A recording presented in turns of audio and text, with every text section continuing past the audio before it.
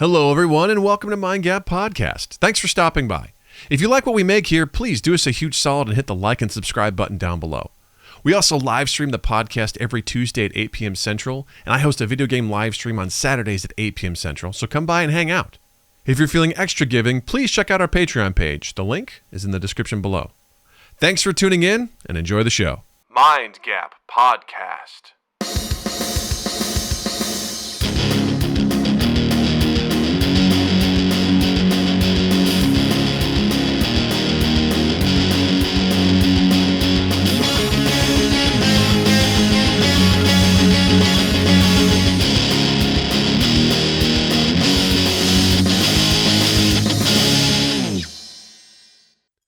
Hey everybody, welcome to Mind Gap Podcast. I'm Doug, and Justin's not here this week.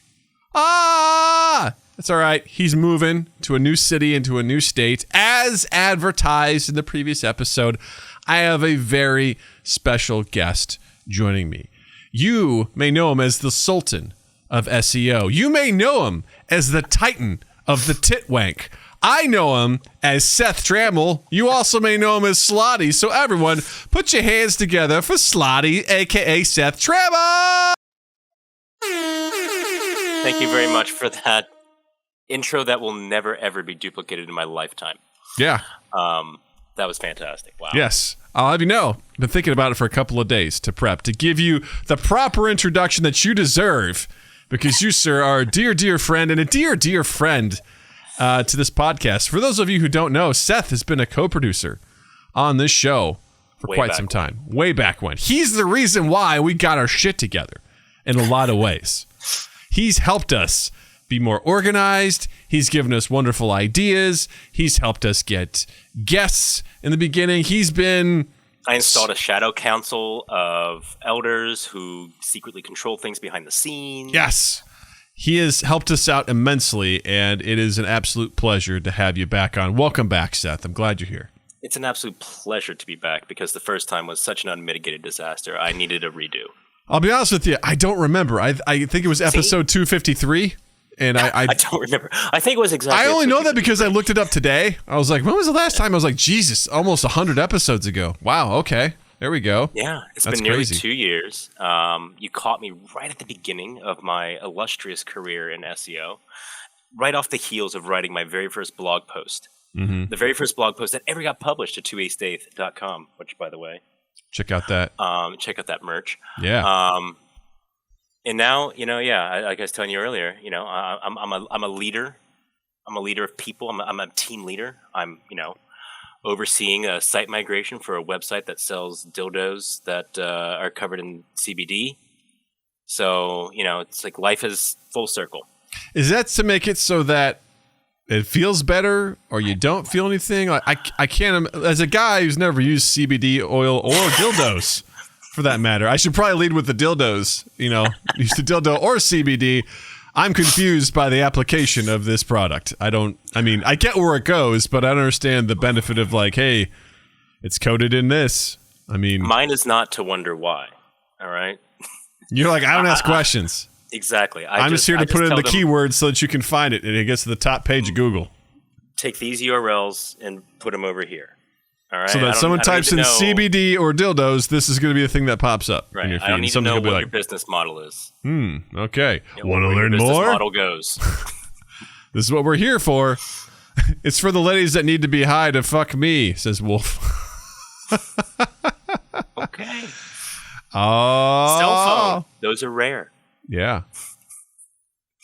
Yeah, man. So, so happy to have you back here, man. This is great. And before we get into our absolutely cornucopia of topics for tonight, let's get through a little bit of housekeeping. So, first things first, Justin and I were guests on another podcast hosted by the wonderful Sydney Davis Jr. She is an old Second City friend of ours. We were in improv class with her, and we've done some stuff with her. She has her own podcast called I Swear This Really Happened, where she has guests on who tell stories. She's very much into storytelling, and Justin and I were guests, and the episode is available now Anywhere you find your podcasts, on Spotify, it's on our YouTube channel. Go check it out. Justin tells a lovely story about how he attempted to steal a fire hydrant. Spoiler alert, his dad's a firefighter, but just whatever. You'll learn more about it. And I tell a story about a romantically aggressive woman who really hit on me hard when I was 18 years old in Disney World. So it was a really good time. Had fun time telling those stories. I swear this really happened. Season 2, episode 3, available now. Go check it out. Enjoy yourself and throw some support to that podcast as well. Secondly, speaking of supporting the podcast, if you'd like to support us and you've got some dough, some dinero, some, I don't know, cash on hand, and you feel like supporting us monetarily, please head over to patreon.com/mindgappodcast. Check us out there. We've got 2 tiers. There's a $1 tier. If you're just like, hey, I got $1, I'm willing to throw you $1 a month. Do that. We love it. There's also a $5 tier. You can check that out as well. We'd appreciate it. Also, if you want to head over to redbubble.com, type in Mind Gap Podcast, pick up some merch over there, get yourself something nice with our logo, spread the word. That's great. And maybe you're like, Doug, listen, I love you guys. I just don't have the cash on hand right now. Times are tough. I get it. Hit like, hit subscribe on YouTube. It costs you nothing, and it means the world to us. That support goes so far, and we'd really, really appreciate that. Also, rate and review on anywhere you're listening to this podcast. Just give it a 5-star rating if you feel so inclined. I don't want to tell you what to do, but if you feel like it deserves 5 stars, give it that rating. And if you feel extra inclined, write a little bit of review. It means the world. It helps us a lot. It helps us get. You're talking to the guy right here who could tell you how much it means. I mean, you get those ratings and shit. It adds up. Anything below 5, and you're honestly spitting in our faces. So. Literally, that's what you're doing. Yeah. And speaking of supporting us, I have your quest for this week. If you would like to continue supporting this podcast and you want to do something a little bit extra, here is your quest for this week. Your quest is to go and pick out your favorite YouTube video, short, clip, episode, whatever it is. Go to our YouTube channel, find one of those videos, and just write a comment in the comment section. Help that algorithm pick it up. It's like there's some engagement happening here. So find something, just write a comment, something in there. That's your quest for this week. Find something on a YouTube page, and then, of course, write a comment. You got it. You can do it. I believe in you. I believe in you. Also, don't forget to check out our Discord server, where you can meet people like Seth in Discord. We talk about him all the time. He's there. I'm real. He is. He's real. As well as folks like Wolf's Lore, Noah, Zinni, Tint, all the people we talk about. They're hanging out there in the Discord, and you can come hang out with them too. Just head to the link down in the description in our YouTube, in a video. Hit the link there. Come on over. Join the Discord family. We'd love it. And if you're listening to this and you'd like to check this out live in action as it's happening, head over to our YouTube channel, youtube.com/mindgappodcast. We live stream our podcast every Tuesday at 8 p.m. Central Time. And I also host a video game stream every Saturday at 8 p.m. Central as well. Had a really great time last week with Seth, with Noah, and Alpaca as we played an oldie but a goodie, a game called Magicka 2. Boy, did we have fun playing that game. It was pure pandemonium. It was everything I thought it would be. And healing rocks and all. Oh my God. It was amazing. It was so much fun. Just pure absolute mayhem, and it was amazing. So check us out on our YouTube channel for our live streams and all that good stuff. Speaking of Patreon, I almost forgot. I want to shout out the folks that are supporting us right now. Wolf's Lore, thank you for your support. Tom McIntyre, a.k.a. Sirloin, thank you for your support. Richie Armour from the You Haven't Heard This Music podcast, thank you for the support. Zenny, thank you for your support. Slotty, of course, thank you for your support. How do you think I got this guest spot? You're so great. All you got to do is just pay $5 a month. And of course, the almighty Crit, thank you for your support. You all are great. We appreciate it. It means a lot to us, especially as we've transitioned over from Twitch to YouTube. We love you all. Thank you for everything you do. All right. With that being said, we've got our housekeeping out of the way. Now it's time to talk about the thing that really matters. My daughter's birthday is a mere days away. 12 days as of recording this. Is that math check out? Does that matter? 8 days. Checks out. 8. Oh, no. okay, Nope. 10 days away. I could do math. Because I've got a daughter whose birthday is in 12 days. So Holy like, shit. wait a minute. I didn't think we had that kind of synergy. No. 10 days. Okay. In 10 days, my daughter has a birthday. And after having a discussion with you, Seth, and the mighty Noah,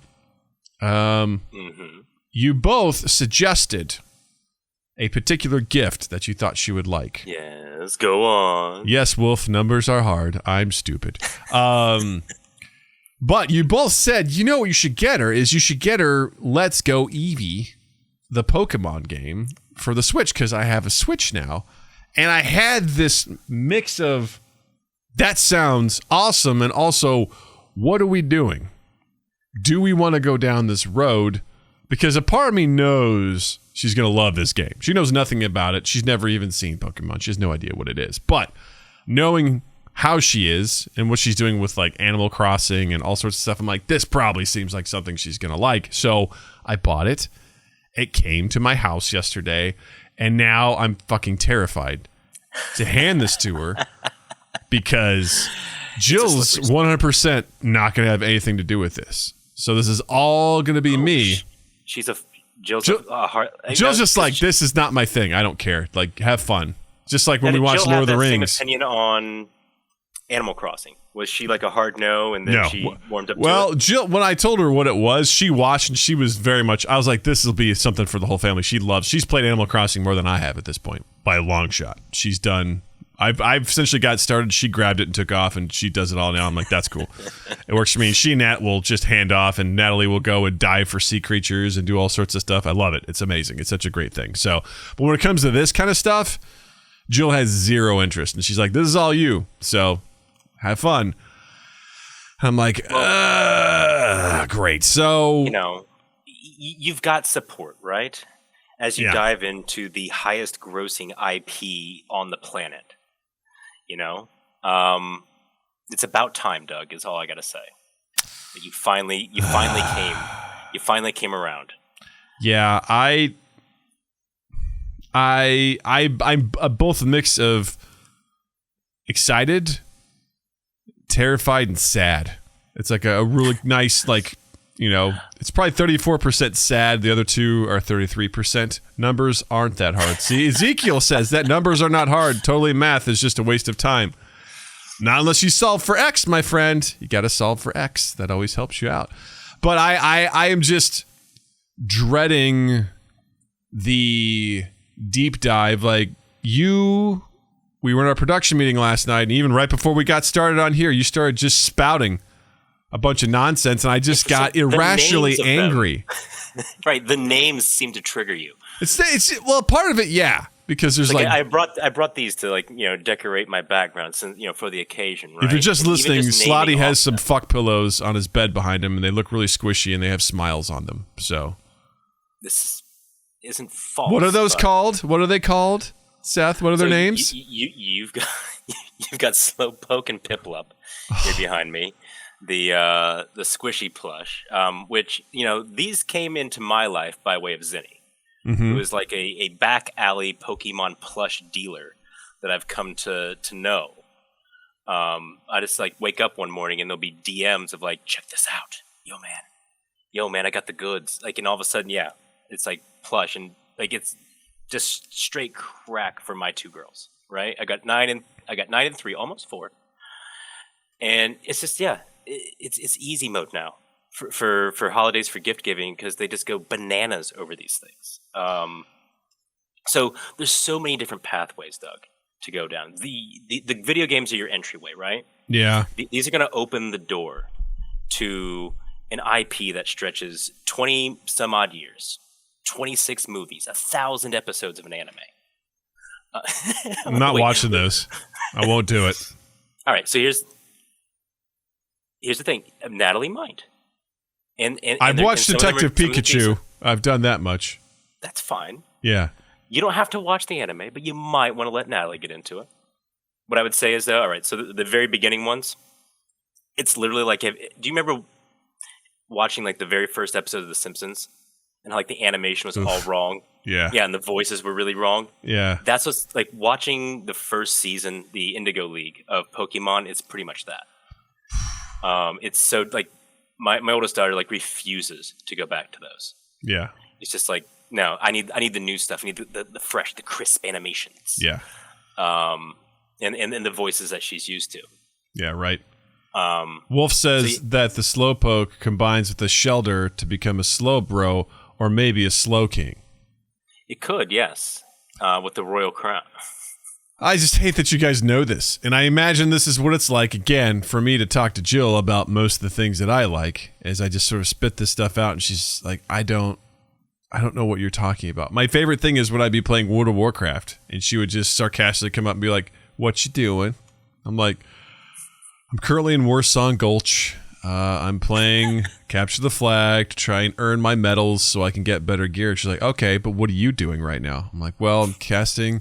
She said, why are your hands blue? I'm casting a frost spell. Oh, okay. What's this? That's my mana. What's that? It's my health points. Your HP? Yeah, my HP. Oh, that guy's running away. Are you going to catch him? I can't. It's a druid. He just turned into a cheetah. And when he shift changed, I can't. He just, he removes the buffs that are on him, and he just kind of debuffs, and he can run away. She's like, oh, that's cool. And then she just walk away. I'm like, you're making fun of me. I know it. I know you are. And that's kind of how I feel when, I hear all these things. Just a string of words thrown together. I'm like, I just get mad. I'm like, God, fuck this. I don't want to dedicate any more energy to this. You know what I mean? So you're gonna have to dedicate at least a little, right? I will. There's 151, I believe, that are going to be available for you in Let's Go Eevee, which is a remake of the original games, the ones that I grew up with when I was like 12. Only it's got a fresh coat of paint on it. A little bit of gameplay changes. They added like some motion controls. It's a very nice entry for somebody into the world of Pokemon. Right? You get to learn the first 150, who have like, against all odds, I think, just like persisted. Like some of them, one that you'll learn, you'll have to Charizard. They throw this guy in every game. Seriously, it's like it's getting a little bit old at this point. He's like kind of like a dragon, right?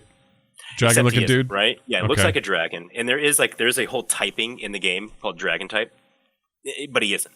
He's probably the single most dragon-looking Pokemon in the entire universe, and yet is not a Dragon type. He is a Fire and Flying type. Well, he does have wings. And he does have fire, so right. So it still makes sense, but the fact that there is a Dragon type out there and he's not it's always been a little bit confusing.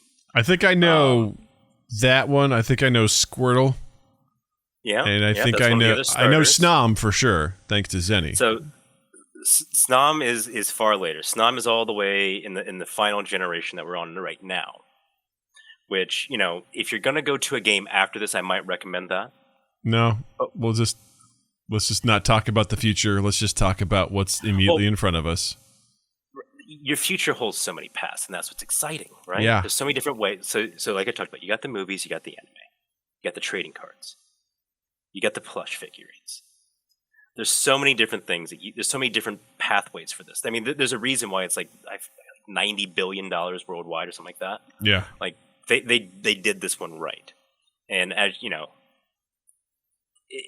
it's so easy to go down all these different slippery slopes. But what I will say, as somebody who has daughters who are part of other fandoms, this is one of probably the most wholesome fandoms that I've experienced. Like, there is so much potential here for toxicity, for weird behavior, and I've shockingly heard very little of it.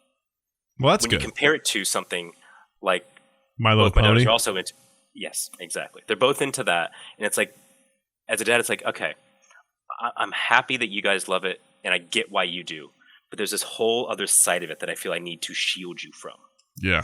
There's this whole thing, like, as you get older, you are going to have to drift away from it because you will be able to learn about that other side of it that simply shouldn't exist. Yet does. And so in Pokemon, I haven't really found that. Being a part of this, like, this is one I've been a part of for however many years, 20 some odd years. I'm sure that there are enclaves out there. Like, without a doubt. Like, we all know Rule 34 touches everything. Of course. The just the very extremely toxic behavior that you get in those fandoms, it doesn't exist here. Roblox would be another one. Boy, that's something I won't touch. Never ever. Do yourself a favor. Like, this is a video game that, like, first off, there is no like multiplayer where you can really like, you know, get in the chat and like do like dick other people over kind of. It's just like, do you want to trade with somebody else? Cool. You offer them this, they offer you that. You either trade or you don't. You go on your way. Yeah. You can battle each other, you know, but there's no chance to be a real troll. Yeah. You know, Roblox, I swear to God, I that is one of my greatest regrets. Is letting my daughter get into Roblox. First of all, that game looks like absolute dog shit. It just looks so bad. So it's not even one game, right? Yeah. The reason it looks like dog shit is because it's like anybody can go and make a Roblox game and then try and monetize. Like, it's all just like it's like just chasing microtransactions. Yeah. In a million different ways, and it's just completely filled with either toxic adults or toxic kids with their parents' credit cards. Yeah. Two of the worst groups of people you could ever encounter in an online community. Yeah. It looks just the worst. And so, you know, it's like we did it as one of those, you know, everybody at school has it. All my friends. And I'm being left out of the Roblox parties. I'm not looking forward to that at all, where I'm going to be like, God damn it. Am I going to give in to my daughter's friends' peer pressure? Like, am I going to capitulate under that? If it's something like Roblox, I'll probably be like, can we find something cooler for your kid? Do your friends like Magica? Magica 2? Well, let's not get into Magica, because Magica, obviously, the original has... Not that one. That one will crash. The Magica 2. Right? They want to play that? Hell. Right, stable. Bring them to Jackbox night. We'll make it a wholesome night, where only wholesome stuff can be said, you know? Ultimate Chicken Horse. Yes. Pummel Party. Yes. You know? Stick fight. Elementary School What the Dub. Yeah. Rounds. You know, we'll find some fun stuff to do. Like, let's not do...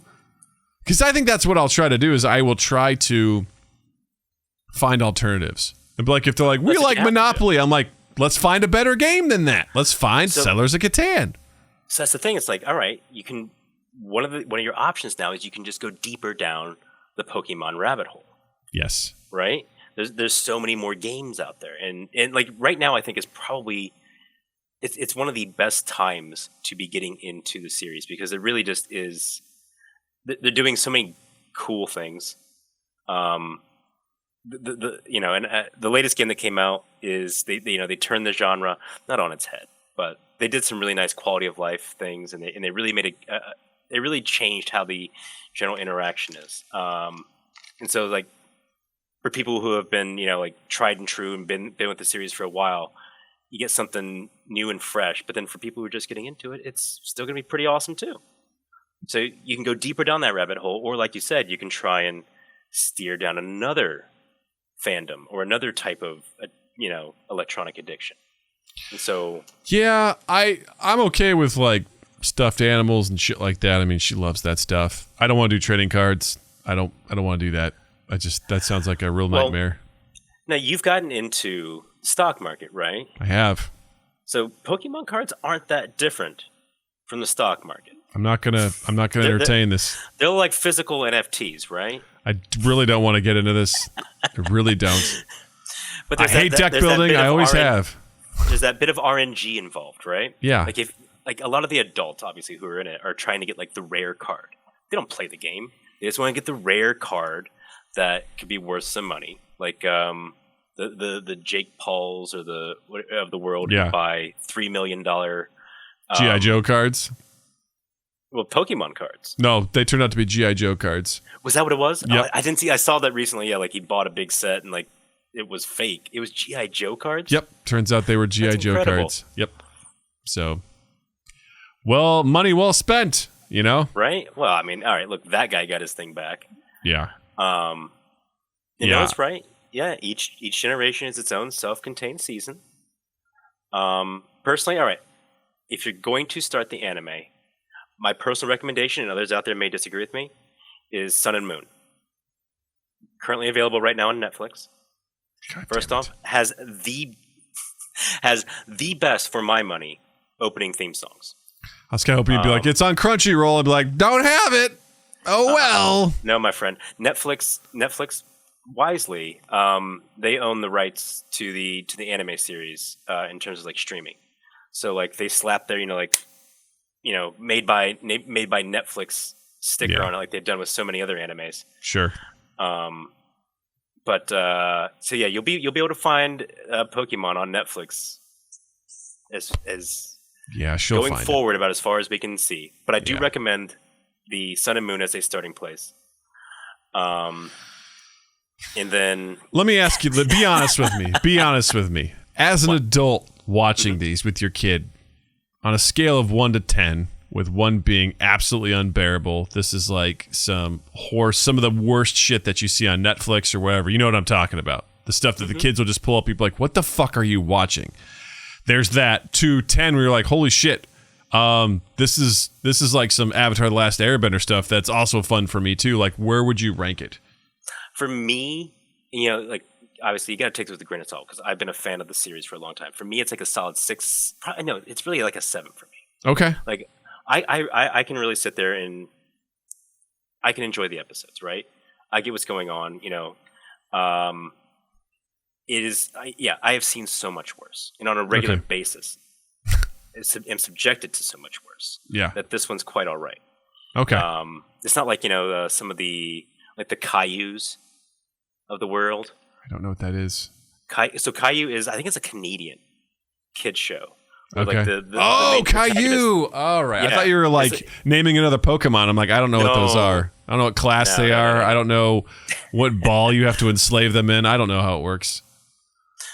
But yeah, it's not like that where you got like a whiny balding child who teaches bad lessons. Like this stuff, at least, like like the main lesson is like try hard and do your best and make friends with everybody. Like it's your general kids show stuff. Yeah, because I remember there was like Ladybug or whatever her name is. I don't know if you're familiar with that show, but it's like I've seen it. Miraculous. Miraculous. I've avoided Ladybug. it all this time. So bad. Natalie was watching it. I was like, this is some dog shit television right here. Like I cannot stand it. French? Yeah, I mean it's based in Paris. Originally? I don't know if it was originally, but it's based in France, and it is just awful, just so bad. And I would, fortunately, I haven't watched it a whole lot. But whenever it's on, I was like, you got to turn this off. Like, this is not okay. The Barbie movies. Oh yeah, Natalie threw one of those on. I'm like, yeah, you got to turn that off. Like we're not watching that. Let's find something else. And so like I have used the Pokemon series as like hey, instead of that, watch this. Yeah. That has been very much a swap for me. As someone who's completely outside the Pokemon universe, I enjoyed Detective Pikachu. I thought it was fun. It is. Yeah, it was enjoyable. It's a fun little movie. Right? Didn't know what most of the things were. I'm sure there was a lot of like, oh my god, look at that. It's a Pokemon I know. I'm like, I don't know what any of these things are. That one's a mime, apparently. That's cool, Mr. Mime is consistently one of the creepiest... He's a clown. Pokemon, hands down. Well, he's a mime, and he's mimes a mime are clown. creepy no matter what. Yeah. Like, there's this whole subcurrent. Like, all right, so the main protagonist of Pokemon, and I feel like this has come up before, but the main protagonist is Ash. His mom, Ash Ketchum. His mom, like, there is no dad in the scene, right? His mom just has a Mr. Mime who goes everywhere with her. Like, she dresses him up in human clothes. All right, let's dig into this. What's she doing? What's she doing with that mime? Like, look, the fan theories abound. What are they? What are the top 3? Lay them on me, Seth. Well, I mean, most of them revolve around Professor Oak, his next door neighbor, and the world's preeminent, Pokemon expert, who takes this 10-year-old and says, "Hey, kid, travel the world. I'm gonna stay here and hang out with Ma. Okay, Don't worry, I got her. Me and Mr. Mime. That's cool. We're gonna hang out with Mom. You go travel the world. Go find all the little Pokemon. Okay." Tint says Mr. Mime is collared and made to eat dog food. Well, you know what? That's the thing. Like that, he may not be collared, but literally, like they all eat. Like most of them eat food out of like almost like a dog bowl. Yeah, because they're animals, right? Yeah, but he's a humanoid animal. There you go. Her name is Wolf. Her name is Delilah Ketchum. Say her name. Say her name. All right. Well, here's the thing, man. Like, again, a part of me is excited. He fucking cooks for us now. Here's the thing. A part of me is very excited because I think this will be a fun thing to go down with Natalie. I am not. I think I'm overwhelmed at the idea of just learning this world and learning everything that goes inside of it and knowing everything that you guys just seem to know. I mean, I don't know what you guys have vacated in your brains to make room for all this Pokemon knowledge, but I hope it's fucking worth it. And I'm afraid of having to do that. Like, all right, well, let's take this protocol that I use every day at work and just push that to the side so we can fill in what a diddly doos does, when he gets to like level 3 after he fucks, Delilah Ketchum. I don't know. Is a ghost type weak against psychic type, or is it weak against dark type? Yeah, I don't want to have to know that like the back of my hand, and I'm going to because I know how I am. I'm going to be like, all right, let's break out the table because I want Natalie to be successful. I'm like, all right, what do you got? What's that? What's it weak against? Here we go. I literally did have at one point a laminated type chart that I gave to Josie. Mm-hmm. But that was before the more recent games actually just went easy mode on you, and literally like they just like. In the move description, it just lets you know, like, yeah, this one's gonna hit hard. Oh, okay, gotcha. Trust me, like you got the right combo here. And no, it's right. I did forget MLA citation. That is the first thing that left, so that way I could learn the type chart. Of course. When are you gonna use MLA citation? Right? Unless you're fucking Chicago writing style. Right. No. You're not gonna learn that. You're not gonna use that shit unless you're writing stuff on the regular, and I don't do that. Hell no. I don't attribute shit. I plagiarize. No footnotes here. Hell no. Eat shit. Right? Yeah. I'm out of college. I don't have to worry about plagiarism anymore. So I think I'm excited. I'm nervous. And I'm looking forward to it.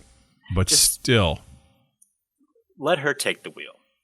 All right? I will. She's gonna take you down the path, all right? And you're just gonna be there with her. Ronnie That's D. gonna be the fun I love part. how Ronnie D's like APA's better. I love how that we're getting this debate in there. I love it. Thank you, Ronnie D. It's like, hold on. Let me just throw my hat in the ring. APA, the superior APA. style for citations. Listen, everybody. We're having a lot of citation talk today, all right? I want to get one thing clear. I want to go with the APA. APA fucks, all right? APA slaps. So I think we can sum up how I feel about Pokemon in one very quick way. Stuff is stupid, stuff is dumb. Doug hates stuff. So, for now, You hate I'll it for keep you now. posted. Right. I am going to be waiting, especially too, because at the point when she's going to want somebody to trade with, because there are certain Pokemon in that game you can only evolve through trading. That's some horse shit. You know what? I'm going to take the game back. I don't want Dude, it. no. These days it's like kind of annoying. But like when I was growing up, and I was the only one who played in my entire friend group and in my entire school, and you had to have like a special cable, which nobody had, to trade. Like I just had to live with knowing that these did evolve, and I would never get them. It's like, back when I remember Game Boys, you could actually do multiplayer by connecting them, and I did that twice. I'm like, Tetris, Like one person has a link cable in the in the entirety of my county in Ohio, and I didn't know that guy. Yeah, right. I think I remember we were at the state wrestling tournament, and one of the cheerleaders had they had Game Boys and they had the link. I was like, oh fuck yeah, let's do some Tetris, baby! I got my shit handed to me. Get your salad tossed by that girl at the wrestling tournament. Yeah, man, she knew what was going on. Any thoughts on Legends? Is it Arceus? Arceus? Yeah, I've got lots of thoughts. Yeah, I've watched you guys play it. It seems pretty good from what I hear. It flips the genre on its head, because instead of you walking into the tall grass and the Pokemon come and find you, you go into the tall grass and then you find them. You're now the hunter. Revolutionary. Nah, look.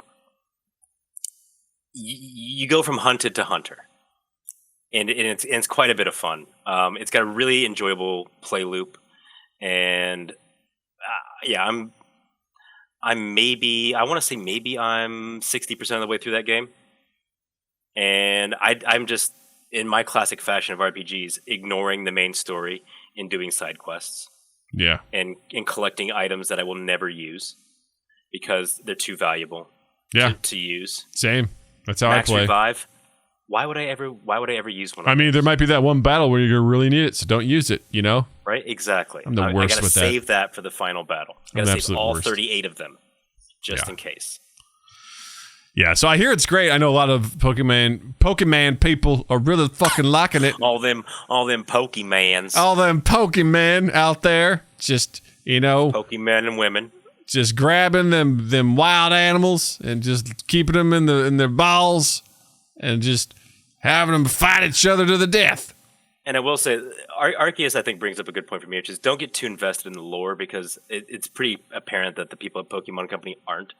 Yeah, They will retcon whatever they need to make the latest game mechanic work. let's face it, we're not in this for the story. In a little bit. Seth, we're not in this for the story. Admit it. We're in here to create a menagerie of wild creatures that we can show off at our leisure. That's what the core of this is. As a treat. No, there's no story with this game. It's just like there should be no story with Mortal Kombat. What are we here for? We're here to beat people up and create fatalities. We're not here to be like, what's going on with the tournament between the shadow world and the real world? Who gives a shit? We're here to fight, you know? Who was Goro's real father? Right? It's like Magicka 2. I don't care what the story is. Let's go fucking blow each other up and create arcane black holes. Like, I need to know the etymology of their Swedish chef language. Right? I don't care whether Vlad's a vampire or not. I just want to be like, hey, what are we fighting next? And am I going to survive a thunderbolt from Noah? Like, Probably I don't not. know. No. Is Alpaca going to blow us off the bridge? Probably, you know? It's like... He'll cackle. Yeah. Like a madman about it. And then he'll res you and then send you into the boss fight and then blame you for it. I might know a thing about that. Yeah, it happens. But Pokemon aside, there's other big news this week. And that other big news is we've had a lot of trailers. 2 in particular that came out. The first one being the Doctor Strange and the Multiverse of Madness trailer. I thought you were going to say Sonic the Hedgehog. God, why? I saw an article today. It's like Sega's doubling down, or Sony, whoever fucking runs that. They're like, they're making a third one and a Knuckles spinoff. I'm like, really? Right? Really? Idris Elba as I'm thrilled as Idris Elba. I think he's fantastic. I could care less about those films. I just do not care at all. Say I was like, I won't say pleasantly surprised. I was just straight up surprised that I didn't hate the first one. That's kind of what I've heard from most people. Were like, that's not as bad as you think. I'm like, okay, you know. Was it Ben Schwartz as the voice? Mm-hmm. But it's so funny the dichotomy. It's like the first one did so well. Like they were like, all right, you know, who can we get for voices, right? Ben Schwartz. Like, yeah. I find him hilarious. Chris Pratt. He's like an A-list. Well, that's going to be all voices going forward. Yeah, right. All video game character voices in movies are going to be Chris Pratt. But then it's like, all right, we need to up it for this next one. Who can we get? Who screams video game character to you? Idris Elba. Yeah. I love how he's like, hey, I'm not here to make this character sexy, but people are like, I want to fuck Knuckles, you know? He has that effect on women. He does. He has that effect on men. I literally, for a YouTube ad, it was him doing booking.com, and I watched it because I'm like, he's very entertaining in this 30-second commercial. I'll watch it. I watched the whole fucking thing. I'm like, I like Idris Elba. This is pretty cool. He's just a cool dude, man. Like, somebody I'm very jealous of. Whatever he's in, I'm like, I'll take a peek. I'll be like, all right, you got my attention. If Idris is in it, okay, all right, I'm listening. Fucking think he's a rad dude, man. Wasn't that one then? Well, because the thing too is like I have no connection to the Sonic games because I was a Super Nintendo guy growing up. I never had a Sega, so I played Sonic the Hedgehog a couple times, but I never had any attachment to it. So I mean, I split the gap. I was a Sega and a Super Nintendo guy. Ah. Though I will say, like, the Sega was not, like, it was very clearly, like, a second tier. For me, it was, I played 2 Sonic games, I believe. And I know I had Jurassic Park. Ah, see, my friend had a Sega, so I remember Jurassic Park because you could play as the raptor. I remember that. Yes. And then I did play Sonic 2 because Tails was in it, and I thought that was pretty cool. But that was like, I never owned it. I was like, oh yeah, cool. I didn't have any attachment to it. I didn't, I think Sega had the best Game Genie setup. Like you could stack that thing to the ceiling. Yeah. With all the different cartridges, and like you get the Jaguar and the Sega CD on there, and yeah, you could get that thing. Yeah. You could get that thing pretty high by the time, and get all your cheat codes in. Yeah. Yeah. So like I have that stuff comes out. I'm like, it doesn't do anything for me. But Doctor Strange in the Multiverse of Madness. Really, I love Doctor Strange. I think he's an unsung. I don't know. I take that back. Just for me, again, it's magic. I love a good wizard. I love a good magical spellcaster. A good spellcaster. I fucking love it. You give me an opportunity to play any sort of class in a game, and there's a magic type. I'm like, that's probably what I'm gonna pick because I'm a fighter. I could hit shit. Who cares? See, having played these games with you, that is a goddamn lie. Doug. Yeah. You always defer. You let other people, I do, play spellcasters, and because I care. I'll be the healer. Yeah. I'll be the paladin. I'll be the meat shield because you're a nice guy. Because I'm a supportive friend. Because I care about what you want to play. Do this. I should let Doug be the because I want to make sure you're having fun, and I want to make sure that we're also a well-balanced party. So I will happily be like, hey, do you want to play that? Great. Well, we both can't be wizards because we'll get our shit rocked. So I will play the tank. That's totally cool with me, or I'll play the healer. That's totally cool with me. And I'll do the classic Midwestern, like, no, like, no, really, like, you can be a spellcaster this time. You're like, no, and then like it's a Canadian standoff, no, right? You say no 3 times. I'm like, okay, cool, then all right, I'm spellcaster. There we go. He's spellcaster. But Doctor Strange is so cool. Everything he does is really cool. And while I still haven't seen Spider-Man: No Way Home yet, which I will. Here. It's coming out in chat spoil. In March. You can buy it in March, and I will. I just haven't been able to get to the theater. It didn't feel safe at the time to go see it. So I'm hoping that come May, I'll be able to go see Doctor Strange in the theater. I don't think I'm going to take Natalie to see this. I think this one is kind of being billed as like horror-ish kind of movie. It might be a bit scary.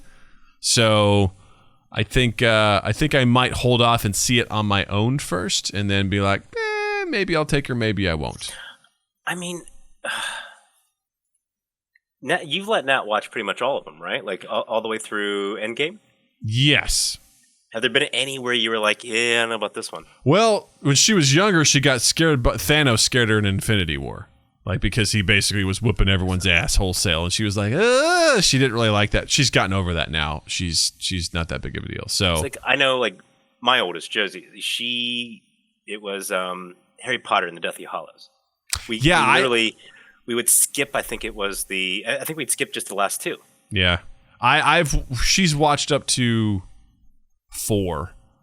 And we haven't really gone too far beyond that because I'm like, yeah, these start getting a little more complicated and intense, and I'm like, I don't think you're going to enjoy this. They age up with I'm like, we can wait. So, so we've watched. But I think it became the a thing. 4. Like we had to literally like take the book away from her. It was like she would read it, but then she got nightmares. Oh wow! It's like no, it was just like, but I want to finish the series again. I'm like, I'm sorry, no, like we're not going to do the nightmare thing. Like, no, give me the book. Yeah, right. But now she's all good now. Now she can get through it all, movies and all. But it's like, all right. So, but with the Marvel ones, all right. So to this point, none of them really stopped you. So I'm interested. There's something in the trailer of this one that's got you. Well, this one has been kind of billed as Marvel. It's kind of like how Winter Soldier was the political thriller sort of film with action, and Ant-Man's a heist movie, and this one's kind of being billed as like, this is kind of a horror film. They're gonna do And I think it's going to feature Nightmare, and I think there's going to be some pretty Deadpool and oh, fuck you. Fuck you and every other goddamn nerd out there who is just tirelessly poring over the trailer poster, looking at every shard of glass and zooming in times 1,000 to see some glimmer of something that you think is Deadpool and be like, that's Deadpool? I got a shout out to Noah, who posted a wonderful TikTok today in our Discord where a guy was just like going through the trailer, goes, that's Mephisto, that's totally Mephisto, that's devil horns, that's Mephisto, and he's just like he's like, that's Patrick Stewart, that's Mephisto. It's just like, it was hilarious. I appreciate it. It was so dumb. And this is the part of the fandom where I'm like, you guys need to fucking relax. Stop going through frame by frame and being like, who's that? What's this? What's going on? Just fucking wait. It'll be here May 6th. Chill your tits. All right? But I think at this All right, point, chill your tits. Marvel has to look at like what happened with Spider-Man and all the speculation leading up to it, and how they controlled that narrative. Like they were the puppeteers with everybody, and it's like, oh,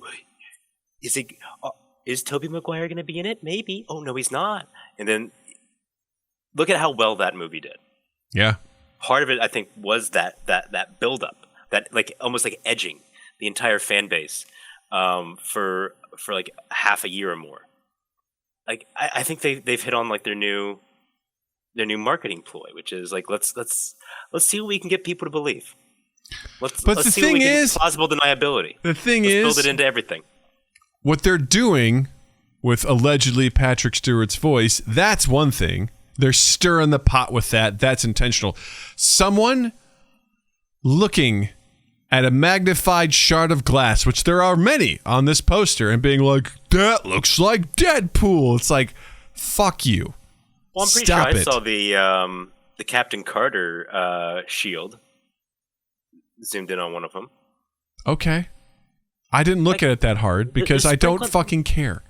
I will see the movie. Intentionally sprinkling things in there. Sure, but I hate how people are just, they dive and they jump to conclusions, and guess what? That is going to be someone's expectation. First of all, everyone needs to stop expecting Deadpool to show up. Just quit. Everyone's like, what about Deadpool? Is he going to show up in this one? No, he's not. He won't be there. I mean, it's the multiverse. Who knows? There may be some sort of whatever. I mean, anything's possible in this, but you guys just fucking relax, man. Like, just take it easy. Like, I get so sick of that, because then that becomes the expectation. And then when those expectations are met, they're like, this movie sucks. Is that the expectation, or is that like the social media expectation? Deadpool should have been in it because what you could have done, and then there becomes this fan theory on a film they haven't even seen yet. That now Spider-Man No Way Home got a wonderful reception.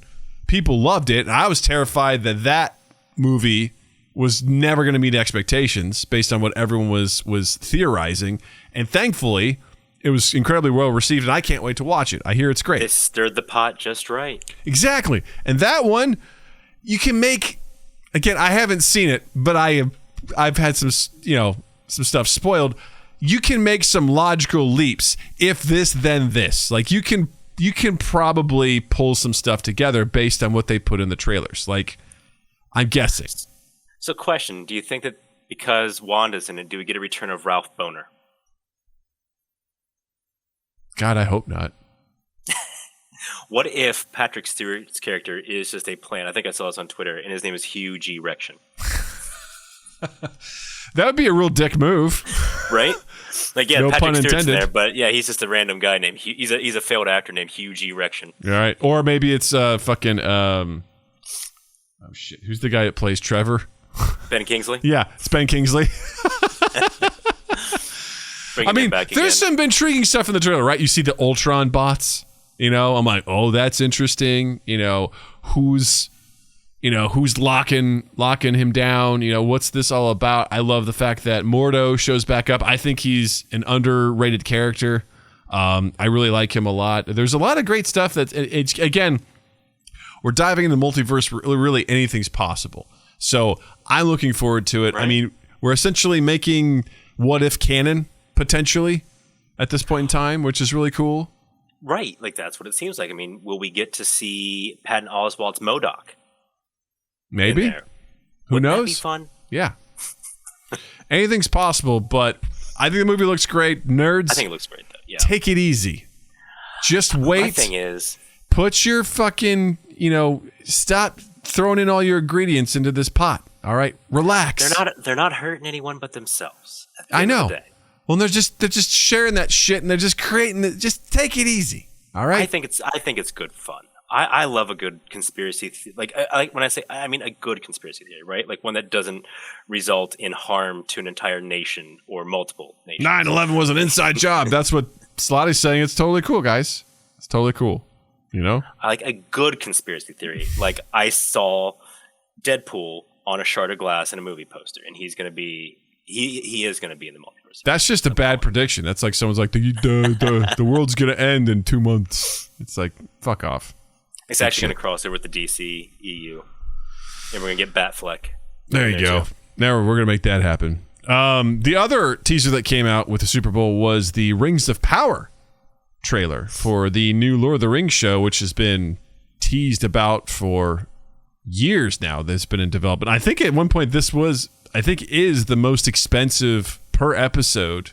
I remember doing the research on that topic for the show. Well, how much was it? How many millions? I think it's like 25 million per episode. I think that's what sticks in my head. I mean, and looking at the trailer, I was like, it looks like there's a lot of money put into this. I'm like, God damn. Like, a lot of CGI. Yeah. I mean, if you're a Lord of the Rings fan, which I've been rewatching the series with my daughter for the first time, and she's really enjoying it. I'm looking forward to it just because my daughter and I found this YouTube channel called Nerd of the Rings, where this guy does deep dives into a lot of the lore, about everything, and I've learned so much more about this massive world that Tolkien built, where I was like, Jesus Christ, this is world building at its best? ? I mean, this guy has told a lot. Probably not wrong. And the world he built has been like the world that like everybody else has pretty much used to build their world on top of. Yeah. So I guess this takes place around the time of the forging of the Three Rings, around when Sauron maybe turns into Sauron, and there's a lot of stuff to cover there, which will be interesting. So I'm looking forward to it. I think it looked cool. It was a very engaging trailer. I was like, cool. I didn't think so. Yeah, I watched. Maybe it's because I'm in the Lord of the Rings mood right now. I was like, oh, cool. You know, maybe. I mean, I'm a Lord of the Rings fan. Like, like I told you last night, it's like I quit reading the Silmarillion twice. Well, yeah, that's different though, because I've read all the books. You know, I haven't, and I don't want to. I think the movies are fine. Well, especially in the case of The Hobbit, right? Yeah. Like, they kind of did that one dirty. Well, The Hobbit, I take that with a giant grain of salt, where I'm like, the third movie, not the best. I enjoy the first and the second. The third feels like they were struggling. Like they looked at this book and they go, we don't necessarily know how to chop this up, so make it a 3. But I'm like, this doesn't feel like it needs to be 3. It feels, I don't know. Like they get like a basically a disinterested Peter Jackson. Like there was an original director, and then like he pulled out, and they're like, hey Pete, what you doing? Yeah. You want to do us another Lord of the Rings? He's like, not really. Like, well, we backed up the Brinks truck. He's like, fine. Let's do 3 of them. Well, I just also know on that one, there was so much green screen that at one point, Ian McKellen was brought to tears on set because he's like, who am I acting with? I don't understand. Like, it was so, there's a shot of him just fully green screened everything, and he was just, I'm an actor. What am I supposed to act against? There's nothing here, and it melted him down, and it wasn't great. That's what the trailer felt like to me, like a giant exercise, like in CGI and green screen. Like it has that same kind of feel. Yeah.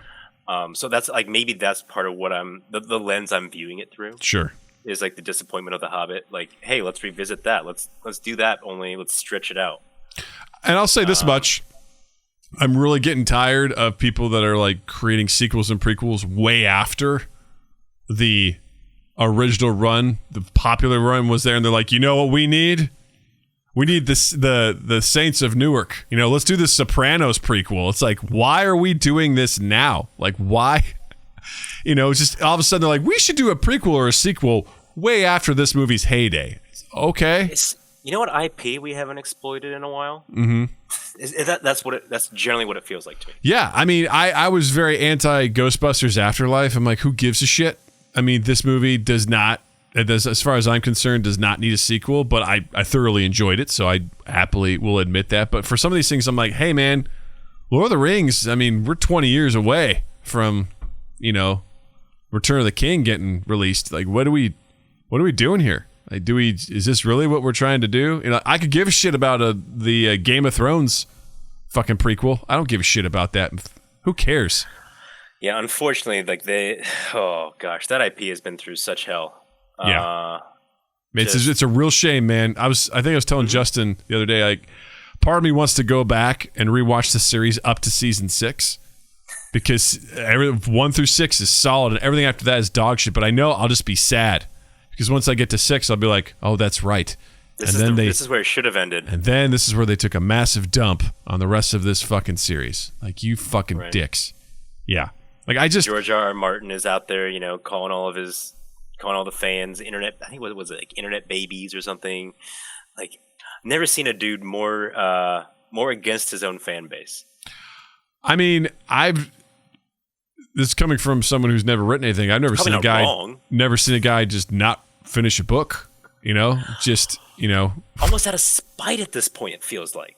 I mean, like, I remember it was like 10 years ago now. It feels like that I bought the last one. I was so excited. Mm-hmm. To like finally be like caught up and like getting it, and then like good, just another couple years and I'll have another one. And it's like no. You're part of me thinks he's got the entire series finished, written, right, in the can, and he's just gonna die, and like keep him under lock and key for another 20 years after his death, and then like have an order to like release him then. Well, with just like a giant middle finger on the cover. And that's just what it's like. This is the cover art. You have to do it. It's just my middle finger, and it says "fuck all you." Who? It's so interesting because this guy has seen almost the rise and fall of his intellectual property in a short time frame, and a lot of it also due to the fact that he hasn't finished his story. Other people finished the story for him, in a way, but I don't know, man. That's weird. It is a little bit bizarre how it all played out. Like I suppose he could have really guided that where he wanted it to, and he just kind of let HBO. Well, what is it, Benioff and Weiss or whoever? I can't remember. I remember watching after each episode in season like 7 and 8 as those guys would talk about, what they were writing about. I was just like, hey, I've never seen someone just like suck their own dick in an interview like this before, just continuously just like, and so when we were in the writing room, man, it was really tough to talk about what's Daenerys really up to here. And then there's Jon Snow, and wouldn't you know it, he's fucking his aunt. 1 second. Like they were just, we would have thought they were creating the most important art in the world. I was like, eat shit, you guys. Eat shit. Oh, we got 2 East 8th weighing in here. Am I understanding correctly that 2 Marvel nerds are upset about not only the amount of CGI in the new Lord of the Rings, but also the amount of sequels happening? Listen, I didn't say anything about CGI in Lord of the Rings. That was Seth. I pointed the wrong way. That's Seth. I'm cool with it. No, I'm just saying I think it's interesting that we have sequels and prequels happening well after the heyday of the apex, I would argue, of some of these properties. It's just kind of like, well, okay. I mean, I guess. Hopefully people are still interested in it. Maybe not. It's risky. But, I think it varies. I think it really just depends on the property, too. It's like some of them are a little bit timeless. Like Lord of the Rings is a little bit timeless, right? It is. It's a little bit timeless. It's not like horror movies. Like, it's like cheesy kind of. Now I'm just trying to take shots at Drew. But I mean, it's not. I'm not gonna say he doesn't have a point. I'd love to, but I'm not gonna. So anyway, all right. I was just not impressed with the trailer. I'll watch it. Yeah, I'll check it out. I'll see if it's worthwhile. And real quick, speaking of movies, did you all know that the Oscars is including a Twitter-voted category for fan favorite movie starting February 14th, which was yesterday, if as at the time of recording this. So now you can go online either to, I think it's the Who Gives a Shit's website. Who Gives a Shit's website. Yeah. You can go to OscarFanFavorite.com or you can tweet using the hashtag OscarsFanFavorite. You can vote up to 20 times per day for the film that you think deserves to be the fan favorite. And I have to say, I like the concept of this because I like the fact that there is a huge disconnect between critics, a bunch of old white men in the Academy, and the fans and the people that actually watch these films. And I know a part of the Oscars is like just the industry celebrating itself and blowing itself. But at the same time, it does feel like there's a little bit of snobbery, for the things that are in the cultural zeitgeist. Like any Marvel film, like most superhero stuff just gets completely like, meh. We're not even gonna give it the time of day. These absolute snobs out there in chat. Yeah, right. I think it's kind of cool. I don't like the execution of it, where you can vote 20 times per day. Like this is gonna go badly. I mean, like, I also don't know if it's you can pick any film. Is it right in? Is it because that will not end well for. If the past has been any indication, this will go poorly. I expect a lot of Pornhub recommendations getting voted on for Oscars if that's the case. So I don't know. I'm sure it's got to be some. Depends on how many are eligible. How many reach the feature right length? Yeah. Honestly, is it just going to be like who do the K-pop stans pick? Is like what's their favorite movie? Because like. The last couple of years have taught me anything. It's that there's an internet movement around K-pop, and if you either get in line or you get crushed underneath the foot of the K-pop fans. That's right. And so, like, if somebody mobilizes them for a particular movie, it's over. It's done. I don't care. Russian bots, Chinese. I don't care what it is. Yeah. The K-pop fans will have their way. They'll have their day. Absolutely. So, yeah. What does that fan base want to win Best Picture? Is it? Well, no, it's not Best Picture, right? It's its own category. It's fan favorite movie, and also who's to stop people from putting some joke in there? You know what I mean? Look at these reality shows where these contests have happened, where people keep voting the worst person to stay because it's entertaining, or the people that voted for Bodie McBoatface as the name of a boat. Like it's like the NBA All-Star game where like. Literally, like, people are voting for guys who haven't even played this year. It's like, fuck, why? I mean, you're talking Space Jam 2 could be up there as a fan favorite, like, it's... If that's eligible, then... It came out this year. That's what's going to be. So now we got Jared over there probably voting 20 times a day now just so Lola Bunny has a chance at winning an Oscar. Yeah. So, I don't know. I think it's cool. I like the idea of them being like, hey, listen, let's get the fans involved. I don't know the best way to do it. I'll be curious to see what stuff. I don't like this one. No. I don't know, man. I like the idea of some of these films getting recognition, because another thing too is like a lot of horror films, they don't get the time of day at the Oscars. Comedies don't get the time of day. They get completely overlooked. They're in some weird categories. So it'd be really cool if there was something that was a real standout that would be able to, get at least some recognition, because people are like, hey, like I hear the movie Malignant is great. I don't know, never seen it, but I hear it's great, for horror stuff. If enough fans are like, yo, get this some recognition at the Oscars, I think it's pretty cool for that to happen. I don't necessarily agree with the process. I think that could be disastrous. Well, and I think too, there's such an opportunity here for like the Academy, for everybody just like, okay, and here's what the yokels voted on. Let's all run applause for the idiots, everybody. They picked this movie. Fuck them. We're still the Academy. Well, here's the thing too. People are gonna ruin this for the future. You know it. People are gonna do a really bad job. They're like, well, we tried, and you guys this fucking is one chance, and of course we're gonna ruin it. This is why you can't have nice things. Like, we're not gonna do it. Alpaca says the internet historian did a great video on why you should never do an open poll ever. Yeah, I'm sure that has happened, and we've talked about it on this podcast. You need to limit people. You need to have some options to choose from.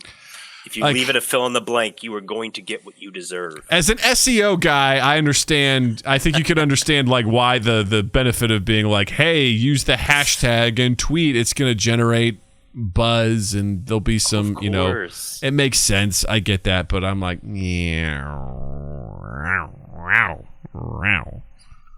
You heard me. Yeah.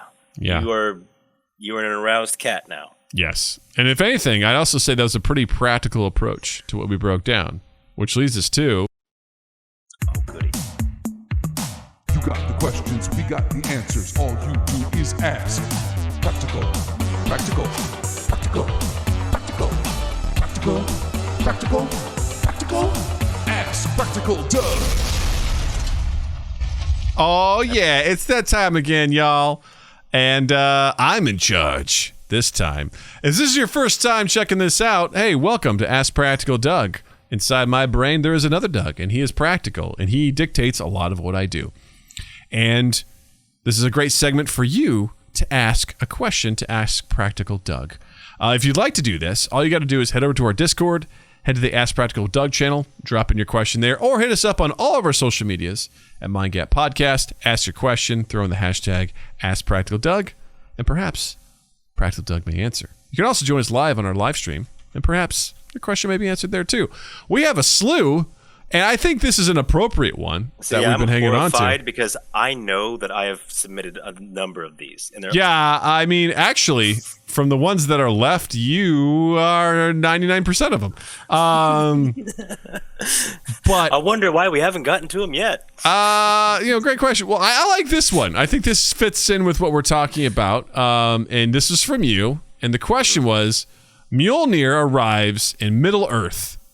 Who is worthy to wield it? We have, from a selection of our Lord of the Rings characters, we've got Aragorn, Sam, Frodo, Legolas, Gimli, Eowyn, Treebeard, and Éomer.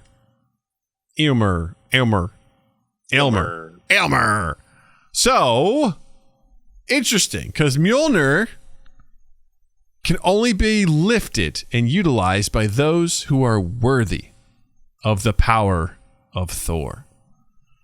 And it's not Gimli, so we'll just go ahead and cross him off. That's easy. Correct. No, definitely not him. Treebeard. Legolas too. Treebeard. Legolas? I don't know. Is he worthy? I don't think so. Why not? I don't know why exactly. It just doesn't feel right, though. I don't know why it doesn't feel right having an elf wield Mjolnir, but it doesn't.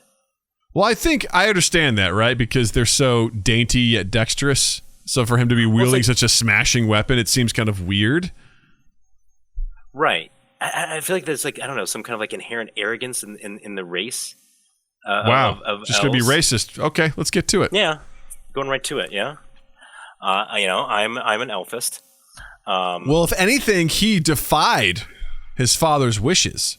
His father was like, hey, we only give a shit about our own. And Legolas is like, I don't want to do that anymore. We got to care about the world. I don't know, does killing for sport rule him out? I mean, what? Killing orcs for sport? Oh, they're living beings. Do they not count? No, they're evil. I think they just had bad fathers. It's true. Bad home lives. Yeah, it's true. I don't know. I say Legolas could potentially be in the running. Potentially. Okay. Treebeard out. Treebeard. No, that's just goofy. Yeah, he's just weird. He's not wielding it. He doesn't give a shit. He's not worthy. I think Sam, totally. Like, if strength is irrespective, like if once you're deemed worthy, your strength, it doesn't matter. Like Mjolnir's like, cool, I'm down with you. You can do whatever you want. Yeah. Then yeah, Sam's an obvious choice. I think, I don't know, I'm hesitant on Aragorn. It seems like an obvious one, but he didn't believe in himself. He didn't believe in it. He was it was almost like Captain America for the longest time, where he was almost hiding the truth, which was, he knew about Bucky killing, Stark's dad, and he hid it, and he just, he's holding on to that for so long. And I feel like Aragorn's kind of the same way, where he was denying his future because he didn't believe in himself. He didn't believe, he thought he was still susceptible to the weakness of his forefathers. Right. So it's those very characteristics that mean, like, by the time the end of the third movie, yeah, of course he's wielding it. By the end of the third movie, I guess, but I guess what time frame are we talking about, Well, yeah, that's the same time that Cap, it's like, if we're looking at... Yeah. I would say the majority of the time we know Aragorn, though, he's not worthy of it. And I think that counts for something. At what point, then, does Sam become worthy? Is Sam worthy right off the bat? Or Sam is loyal and is from the... Yeah. I mean, he's willing to drown to go with Frodo to Mordor. Like, the guy just cares so much for Frodo and is willing to help him on his journey. I think, yeah, through and through. The word go, like, he wields it from day one. Day one, he's told, like, Gandalf's like, don't you lose him, Samwise Gamgee, don't you do it, I feel like he has some growth. He does, but I think that makes him worthy. I guess for me, I don't think that he's immediately there. I think he's pretty close. I think he's closer than Aragorn. That's for sure. I mean, he, if anything, I mean, he is able to wear the ring for a little bit. I mean, he picks it up after Frodo gets she-lobed, and yeah, I mean, well, that thing, like, that's like anybody can get up inside that ring, right? That's like cool, like, yeah, but he was also put me on. He was able to do it and not get corrupted immediately. Not immediately. So, which unlike most of those shit fuckers in that world who immediately get corrupted. Right. So I thought you say he's a strong candidate. Frodo, I don't know. Like, Frodo is weird to me because I give him credit because he is a hero and brave in the sense that he volunteers to be the ring bearer of this terrible burden, and he goes for it. But I don't know. He just doesn't. There's something lacking in him. He bears it for so long. Yeah. The most corrupting force. Yeah. In that universe, he bears that for so long, and at the end, still gets to say he wasn't totally correct. Like, he still gets to come back from the That is pretty impressive, right? I mean, that is quite the burden. Yeah, it's hard to argue against that. His right? Constitution and wisdom is strong. He rolled high on those. But yeah, he kind of proves himself by the end of that. Like, I think he gets the bad rap because you get to see all the worst traits come out in him as a result of that. But it's like only because he's there bearing that burden. Yeah. I'm gonna go ahead and just say Éomer. No. I mean, he's played by Carl Urban. I think he's great, but he is also, he makes fun of halflings. He's very agitated. Not to say that Thor isn't, but he doesn't seem worthy enough to wield that power. As far as that universe goes, I feel like there's one human that gets the nod, and it's Aragorn. Mm-hmm. Like, I don't think there's room for another human to be worthy of Mjolnir. Éowyn's close, but she's so obsessed with fighting and proving herself, which I understand, right? She's basically like, this is your place, stay in it, don't leave it. She's like, but I can fight. Like, yeah, but you're a lady. You don't got the bits between the legs, therefore you gotta stay behind. And I mean, swords don't work without them. Right, and I mean, she's able to defeat the Witch King of Angmar, because no mortal man can harm him, and I am no man. So she definitely has courage and battle prowess, but I feel like her ultimate desire to prove herself does not make her worthy of Mjolnir, in my mind. Yeah, I just, her character isn't developed enough for us, I think, to know ultimately if she would be worthy enough. Yeah, but maybe she's a Jane Foster. Yeah, could be. I mean, yeah. We played out a couple extra years. Yeah, maybe. But all right, so I'm got. Curious though, like, why isn't Gandalf on that list? Like, would Gandalf the Grey, Gandalf the White? That's a great question. My gut's telling me no, and I don't know why. Because, I mean, he is out to protect Middle-earth, right? He's a guide. He's a confidant. He's there to help, Noah goes, Gandalf is dead. I mean, he wields he actually does have a ring of power. Right. I mean, which is, saying something. He knows better than to dick around with the One Ring. Yeah. But maybe it's because he knows that there's that part of him that isn't able to handle it, that he's also not... Right, because he's like, don't give me the ring. He's like, I would want to do good, but, it would not go well. I would monkey's paw that shit. Well, it's not part of this equation, so I'm not going to consider it. So, fine. So we're down to Aragorn, Sam, Frodo, and Legolas. If we have to pick one... You have to pick one? I'm going to let Legolas go. I think all 4 of these would be worthy. But who is the most worthy of these 4? I think the fan favorite has to be Sam. It's got to be Sam, right? It's got Aragorn again. By the end of his journey, he could wield it for sure, right? Because hell, he wields that new sword at the end of it. He was, so reluctant all the whole time. He's like, no. He gets a whole, he's got an entire army of the dead that he gets the command for. Exactly. I feel like because I'm doing it kind of like time frame, like how much of the time that we see them would they be worthy to do it? So I don't think it's gonna be Aragorn. So we're down to the halflings. Yeah, because I like Legolas could, but again, there's something about it where I'm like, I don't know. He almost seems too perfect all the time. And that's the elves' whole vibe, right? Yeah. It's like that little bit of like arrogance in their perfection. Yeah. Yeah. Now, someone made a point in the chat too that Thor's pretty arrogant as well. So Tint, I believe, said that. This is extremely true. Yeah. So. If we're using Thor as the benchmark, then I think that opens up to a few extra people almost. Yeah. Which you kind of have to, but yeah. Maybe we've set the bar too high. But if it is just one, if one is the most worthy, then I go Sam. I think it's got to be Sam. I think he's just the guy who I think so much. I think Frodo. Rudy. That's right. That's right. I think Frodo is probably the most impressive of all of these, but I don't know. Again, I can't put this into words. It's like, what is a sport? Like, I can't define it. It's just, it feels like. What is a Mjolnir wielder? Yeah, I feel like it would come to Sam, and Sam would just like pick it up, and he would. It's also like he would go and mash some taters. Is what he would do with that motherfucker. He'd mash those potatoes, Yeah, it's got to be Sam. I'm gonna say it. It's Sam. Sam is the wielder of Mjolnir and Middle Earth. It is done. It is decided. Ta-da! So we know now that that's wrapped up. We know what time it is.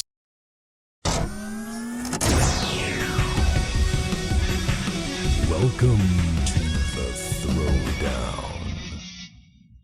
Oh yeah, it's that time again for the Throwdown. I haven't looked yet. Hasty typing going on. Seth is laughing. So this is the part of the show where we take easy, is it? 2 things and we put them in a hypothetical ring where they have to fight to the death. And our very own Council of Elders, which, by the way, Slotty/Seth is a part of, but Seth has remained out of this week's discussion. So this will be a surprise to all of us right now. Is he finished typing yet? Oh my God, what is this? Oh, are these Pokemon? One is. The other one is others from Legend of Zelda.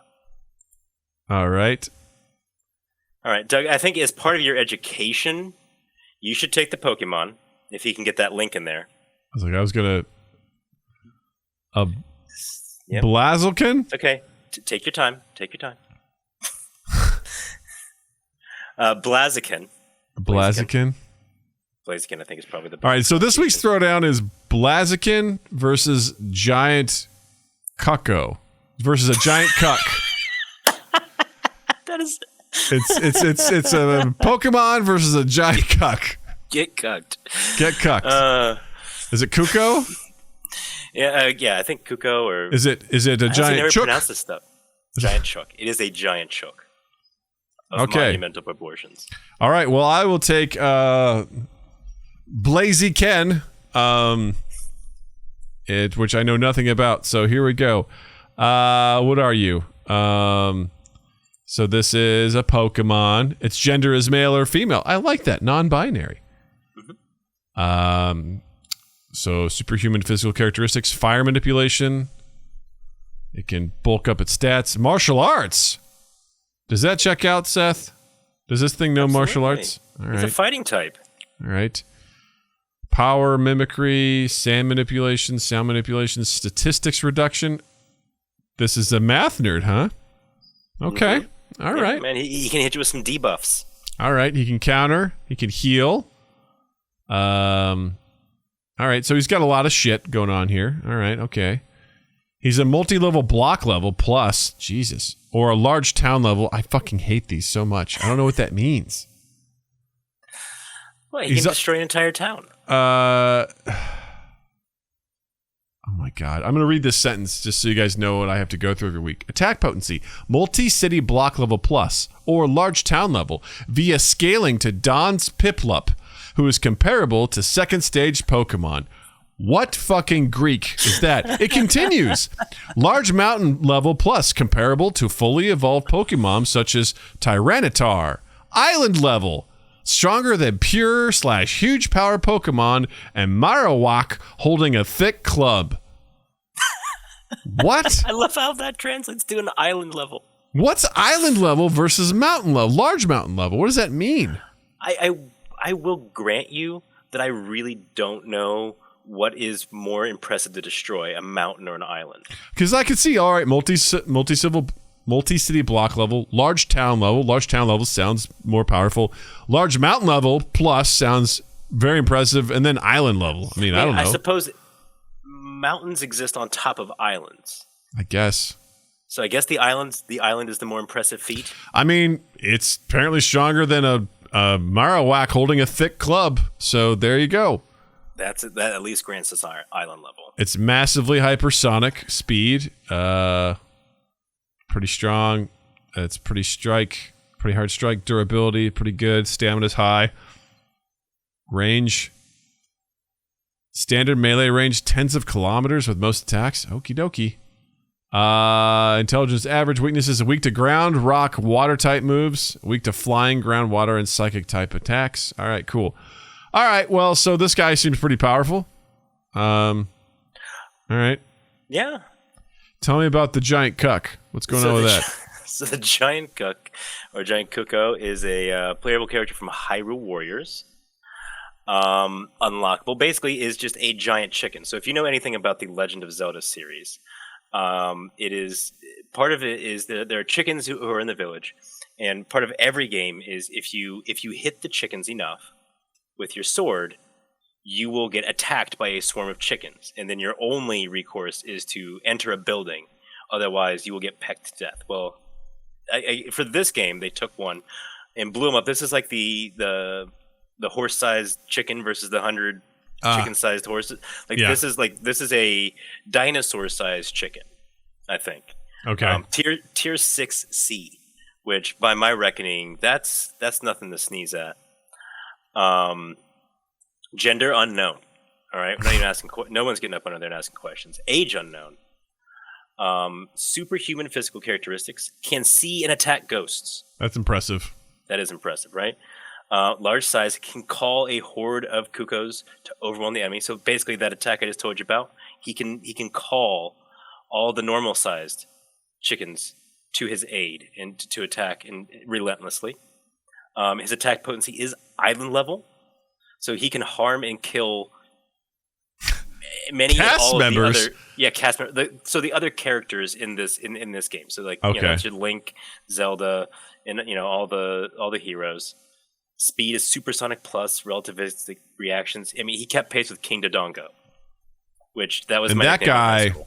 I mean, King Dodongo is not somebody to fuck with. No. Right? He fucks. Don't fuck with him. Exactly. Lifting strength class 100, which that's a high number. Must be good. Durability is island level, so he's at least as durable as an island. He can destroy one, and he's as durable as one.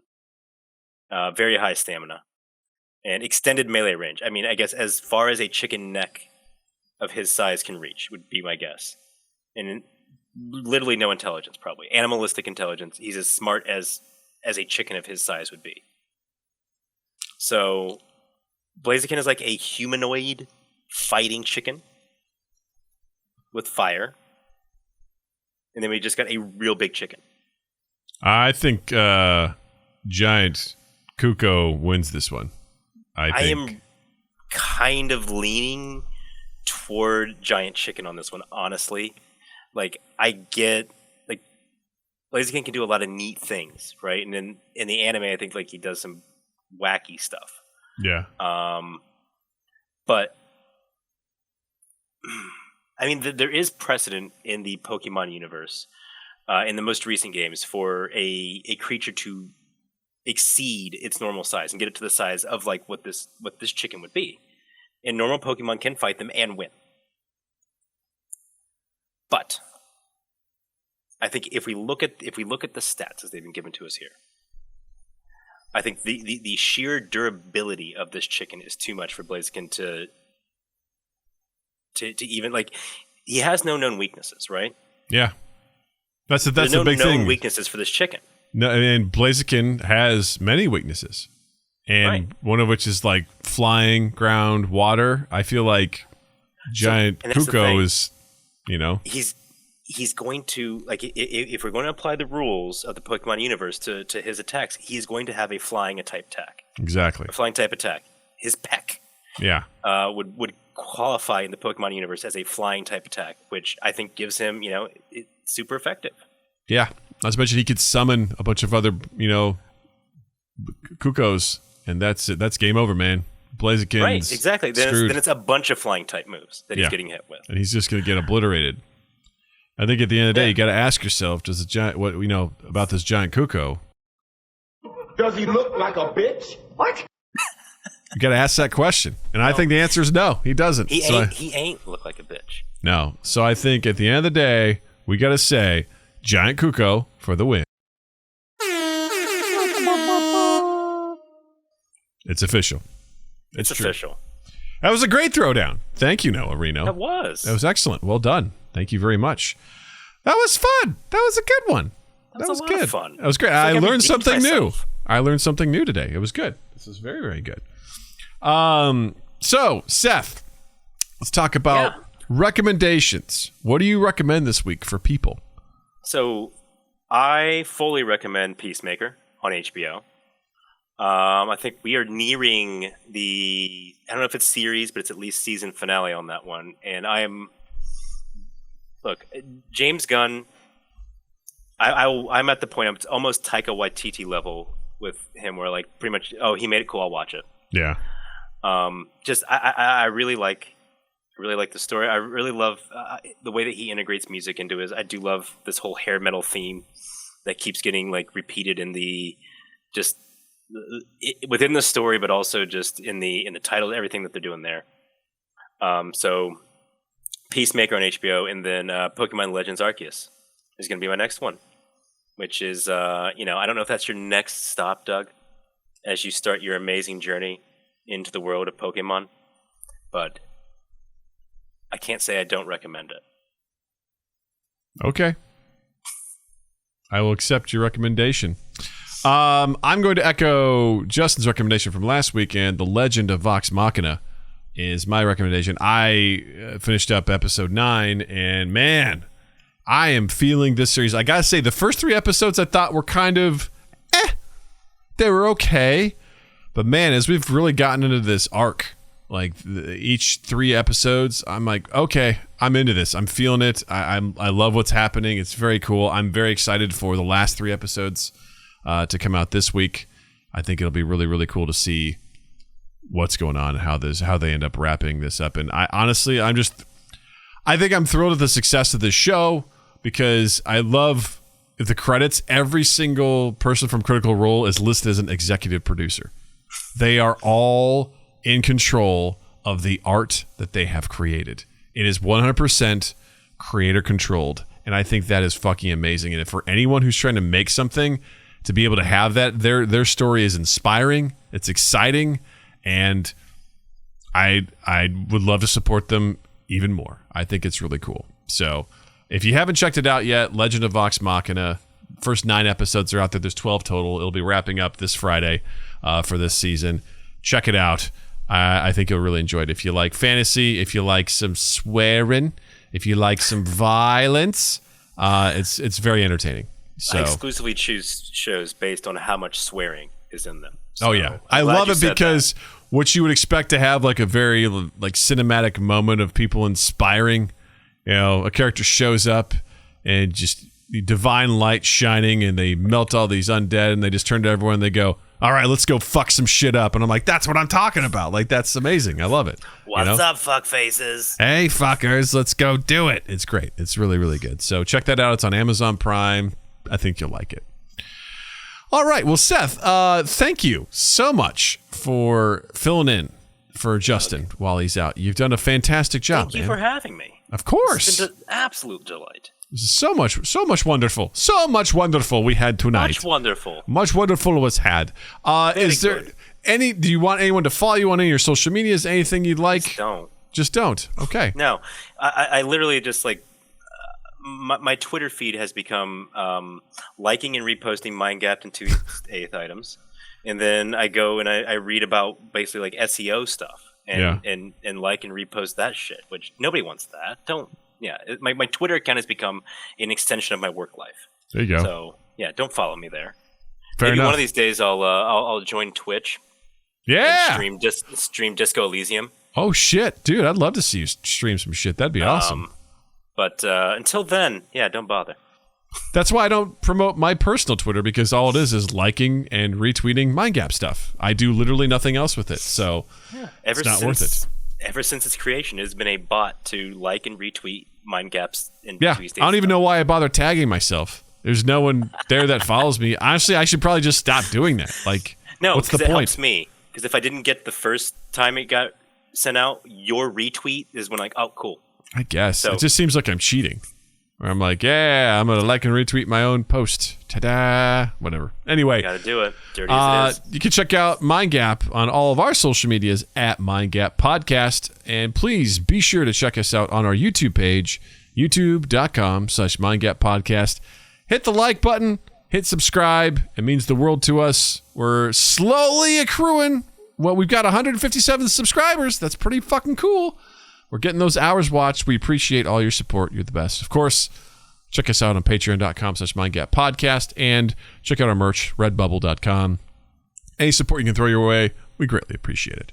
And also, please be sure to check out Justin at Justin_Michael, spelled Mikel, the fun way of spelling it, on all of his social medias, as well as 2 East 8th Productions at 2east8th.com.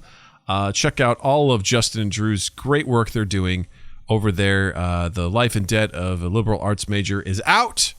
Please go check out that short film. It's great. It's wonderful. Seth helped write the story for it. He came up with the idea. Helped. Like 15, 20 years ago almost. Look at that. It's amazing. It's so cool. You should check that out. It is. It really is. I'm a big fan. Drew, you did a great job. Way to go, Drew. Way to go, Justin. Way to go, Noah. Way to go, Ashley Seehafer. And the other guy who I don't know that was in it. Way to go. You know what? You want to follow a social account? Don't follow me. Follow JJ PogChamp. JJ PogChamp for all of your... That's a worthwhile follow. All of your gaming insights and news, that's the guy you want to follow. That guy has got it. Yep. He knows that guy's got it going on. He's got it going on. With that being said, once again, Seth, thank you so much for joining this week. You're the goddamn best. Thank you for having me, Doug. Of course. And with that, I'll say, Seth, thank you. And Doug, thank you. Chat, thank you. And listeners, thank you. And you all have a dandy fucking week. Mind Gap Podcast.